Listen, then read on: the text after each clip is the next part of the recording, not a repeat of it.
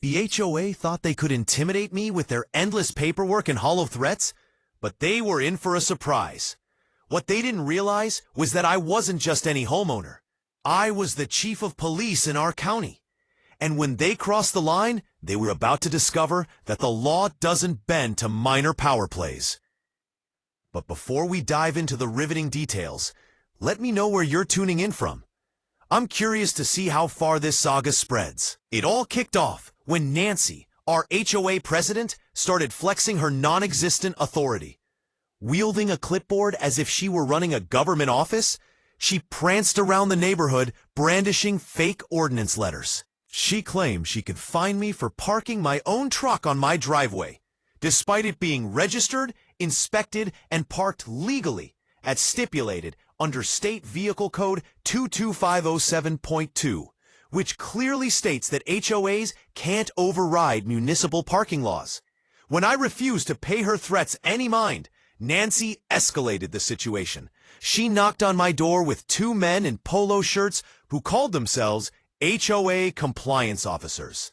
They displayed phony badges that looked like they'd been printed at an office supply store and warned me, "Sir, if you don't cooperate, we'll have to arrest you for non-compliance with HOA code." That was my faux sign that things were off. Arrest? HOAs lack that kind of authority. Only sworn law enforcement officials can enforce State Penal Code 830.1.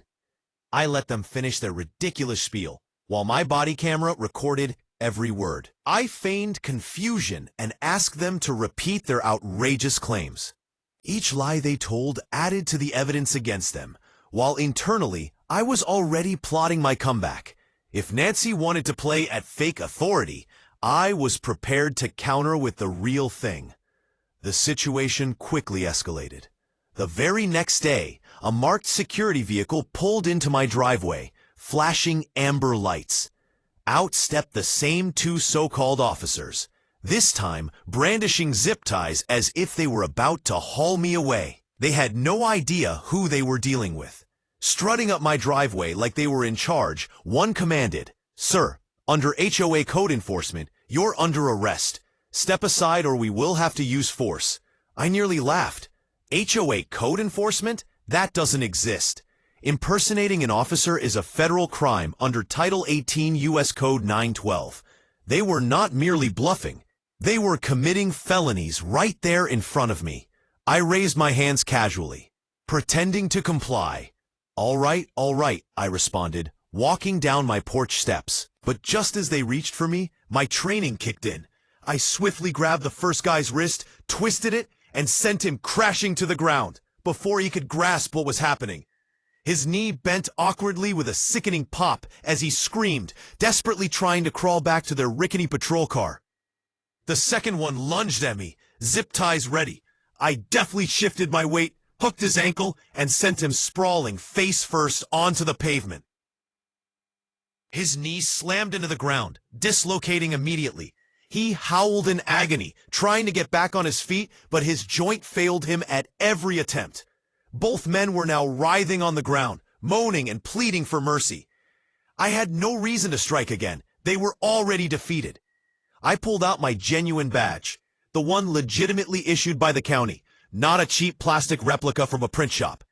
Crouching near them, I said calmly, "You boys just impersonated peace officers, trespassed, and attempted unlawful detention. You're facing some serious prison time." Their expressions went pale. The tough guy act evaporated completely. As they squirmed in pain on the ground, I called dispatch. Within minutes, two of my real officers arrived, guns drawn and sirens ringing. They handcuffed the impostors, read them their rights, and tossed them into the back of a squad car. Neighbors peeked through their blinds, gossiping quietly, as they realized this was no ordinary HOA BS. This was a legitimate criminal arrest. But that wasn't even the best part. Turns out, those two weren't working alone. Someone with real clout in the HOA had sent them, and I already had a suspect in mind. If you're enjoying this HOA saga so far, make sure to like and subscribe, because things are just about to get even more intense.